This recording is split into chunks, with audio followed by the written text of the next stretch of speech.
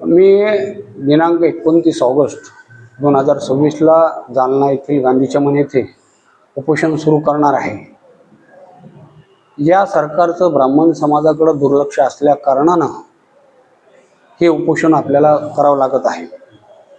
तो ब्राह्मण समाजाची प्रामुख्याने जी काही मागणी आहे की ब्राह्मण समाजातल्या मुला मुलींसाठी सर्व शिक्षण हे मोफत केलं पाहिजे, ही आमची सगळ्यात पहिली मागणी आहे।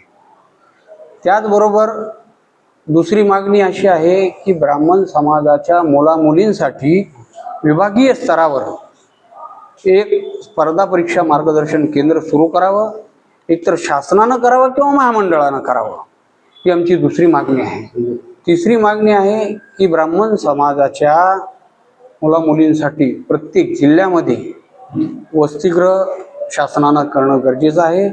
त्याचबरोबर ब्राह्मण समाजाची होत असलेली हेळसांड थांबवण्यासाठी ॲट्रॉसिटी प्रमाणे एक ब्राह्मण समाजाच्या सुरक्षेसाठी एक कायदा करावा आणि EWHची जी प्रमुख जी मर्यादा आहे 8 लाखाची, ती EWHची 8 लाखाची मर्यादा उठवून 15 लाखाची मर्यादा करावी, यासाठी हे उपोषण आहे। आणि या उपोषण जोपर्यंत सरकार लेखी GR देणार नाही, आश्वासनं सरकारनं याच्या अगोदर 2 वेळेस दिले, जोपर्यंत लेखी देणार नाही तोपर्यंत मी तिथून हटणार नाही, भले शेवट काही हो। मी आपल्या माध्यमातून सर्व ब्राह्मण समाज असेल, इतर आमचे मित्र कंपनी असतील, सर्व संघटना असतील, त्यांना सगळ्याला आव्हान करतो की आपण जास्तीत जास्त संख्येनं या ठिकाणी उपोषणास्थळी येऊन शासनापर्यंत आपला आवाज पोहोचवण्यासाठी आपण सगळ्यांनी यावे।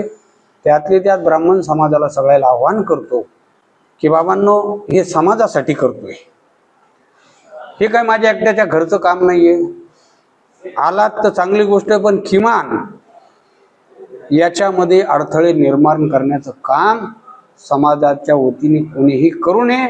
जर केलं तर आपण सगळेजण मिळून, मी व्यासपीठावरून त्या उपोषण स्थळावरून जे लोक समाजाच्या खोड्या करत आहेत त्यांच्या सगळ्याला पुन्हा आपल्या समाजापुढे आणून मी आपल्या माध्यमातून विनंती करतो की आपण मोठ्या संख्येने त्या ठिकाणी यावं।